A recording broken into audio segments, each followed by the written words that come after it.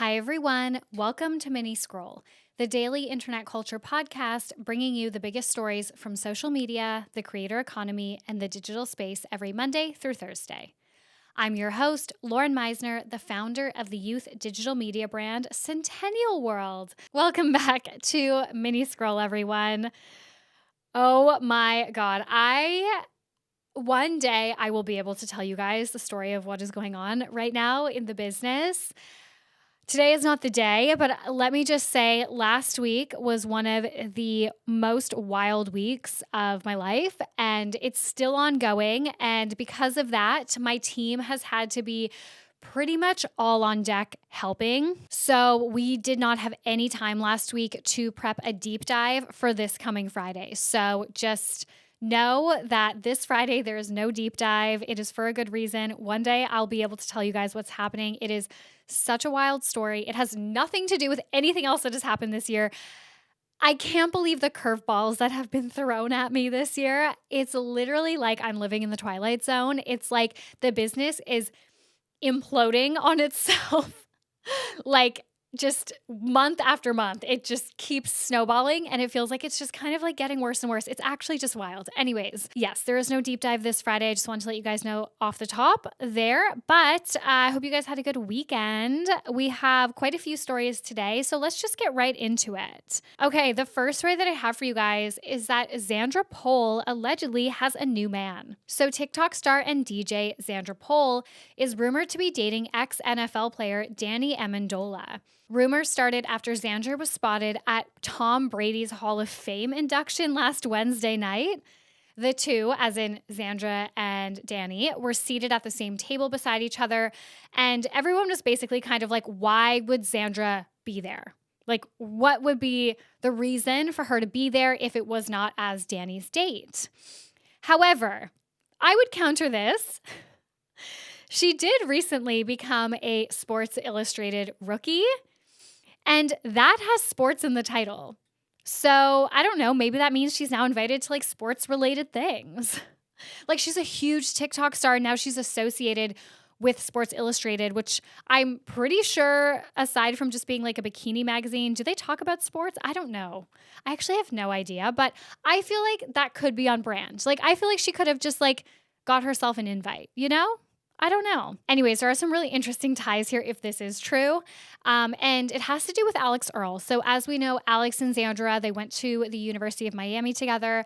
They were in the same friend group. And for a long time, people thought they were like best friends. They TikToked a lot together. And then they kind of seemed to have some type of falling out. And when they both walked Sports Illustrated Swim Week for Miami Swim Week last week or the week before, I think it was, they didn't seem to interact at all. And they were like in photos together, but like apart from each other. Like there was multiple girls in between them. They didn't do any photos, any stories together, it seemed. So I definitely think like something happened there. Anyways, okay. So somebody wrote this on TikTok, quote, so Xandra is dating Danny Amendola, who dated Olivia Culpo, whose sister is Sophia Culpo, who dated Braxton Berrios, who is dating Alex Earl, who used to be Xandra's BFF. I'm dead. So basically, if this is true, it means that Xandra and Alex are both with the Culpo's exes. As we know, Xandra went through a very public breakup with her university boyfriend back in December. She was having a hot girl year, single girl year. And I mean, I'm just like obsessed with Xandra. Like, I don't know. I can't quit her. Like, you guys know I love me a problematic blonde. She's not really that problematic. She's just like a crazy party girl. She just gives like Gen Z Kesha, you know, like I just love that vibe. That's why I love Trisha Paytas. So I love Tana Mojo. Like I just love that vibe. And that is Xandra, a bit more toned down. Like she's definitely more put together than some of those examples, but I just love her. But Danny is 15 years older than Xandra. Forgot to mention if they are dating, which is kind of like it's fine, but it's just a bit like, you know? Okay. In more relationship news, the next story that I have for you guys, I couldn't not discuss Joe Alwyn finally addressing his split from Taylor Swift in a new interview.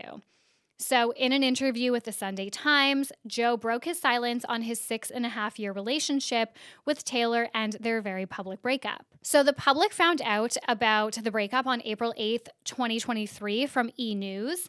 And Joe, in this interview, actually shared that they had only just broken up like 1 week before that report. He said, quote, "I hope that anyone and everyone can empathize and understand the difficulties that come with the end of a long, loving, fully committed relationship of over 6.5 years.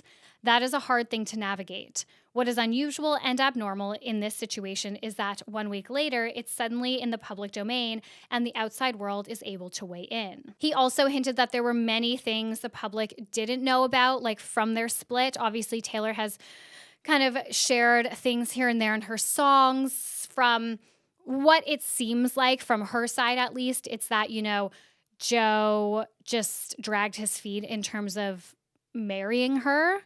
And she felt like maybe he had lost interest. That's at least what I gather from So Long London. Or what is it? Goodbye London?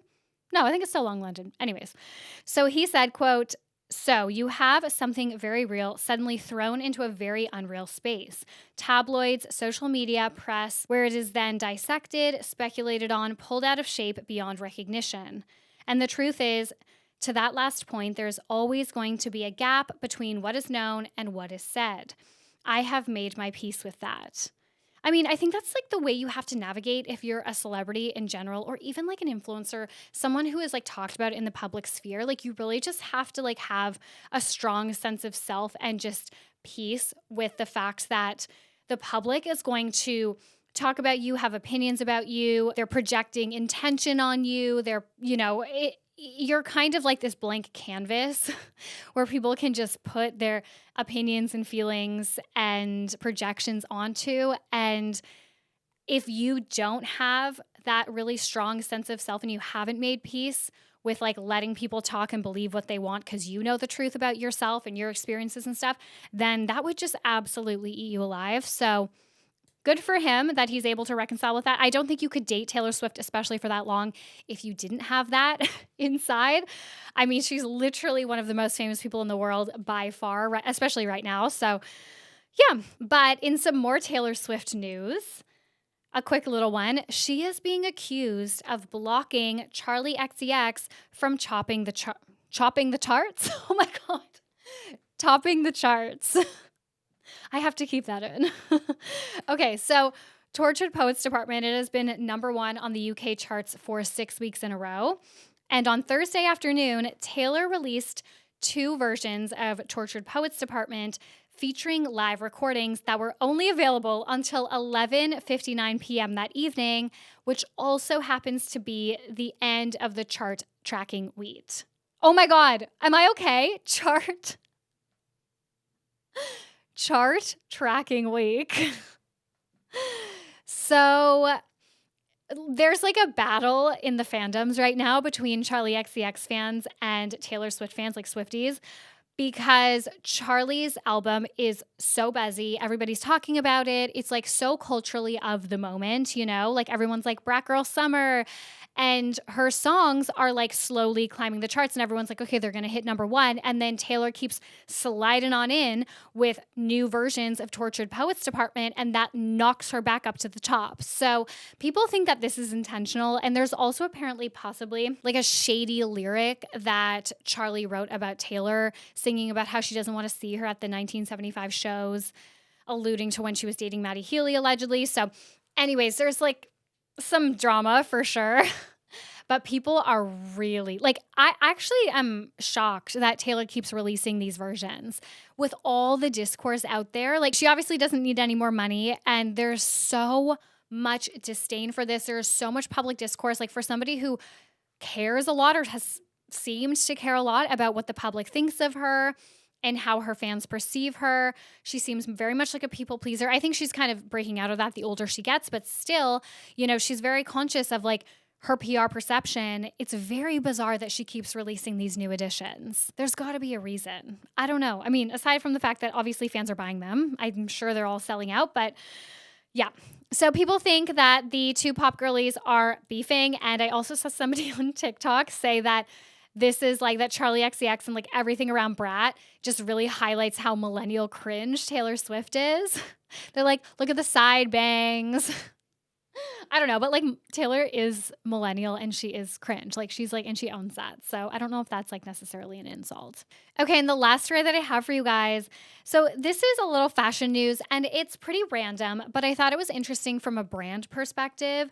So Oscar de la Renta has said that they are done inviting media and influencers to its shows, like to its fashion shows. Okay, so this came about because an excerpt from Vanessa Friedman's open thread newsletter was published on Twitter, and people are going nuts about this clip. So Vanessa is the fashion director and the chief fashion critic at the New York Times. So she starts by saying that the Oscar de la Renta show in Italy in Milan Fashion Week caught her eye for 2025 pre-spring collection. And she said that it caught her eye because, quote, I didn't even know it was happening until I saw some clips on TikTok. Wait, what? Did I miss something? And then she goes on to talk about how Oscar de la Renta used to be a tentpole of the New York Fashion Week, but hasn't had a show on the official fashion schedule since February 2019. Quote, so a return to the runway in whatever form would be kind of a big deal. Maybe I thought it is doing what Marc Jacobs, whose show is July 1st, Ralph Lauren, who just showed, and Christopher John Rogers do, and picking its own timing. If so, did I get banned and not realize it?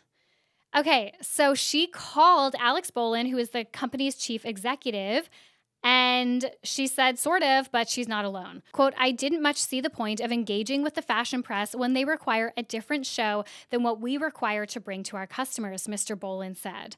I don't know that having the press advances our business interest. What about glossy magazines, I asked. Quote, we don't really engage with magazines at this point, Mr. Bolin said. We don't have editors in to try to convince them to pull clothes. It's not our priority. We want to focus on our customers and inspire them to buy. What about influencers? No influencers either, he said, unless they were genuine friends. So yeah, I thought that was so interesting just from a branding perspective. The fact that Oscar de la Renta is going very hardcore, like consumer first, customer first. They're not super concerned, it sounds like, with having PR relationships with media and influencers. And I kind of love it, even though I'm media myself.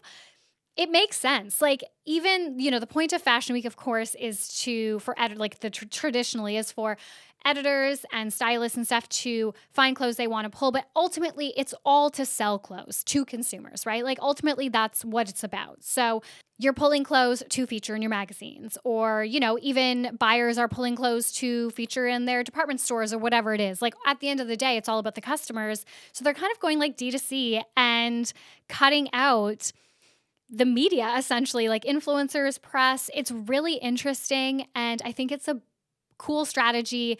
And I don't even think it's really that ballsy. Like, I think it kind of just makes sense in this day and age. And I kind of love it. I don't know. Let me know what you guys think about that. Anyways, guys, that's it for today. Thank you so much for listening to Mini Scroll. Please manifest for me. Please. I need all of the good vibes, the good manifestation vibes right now.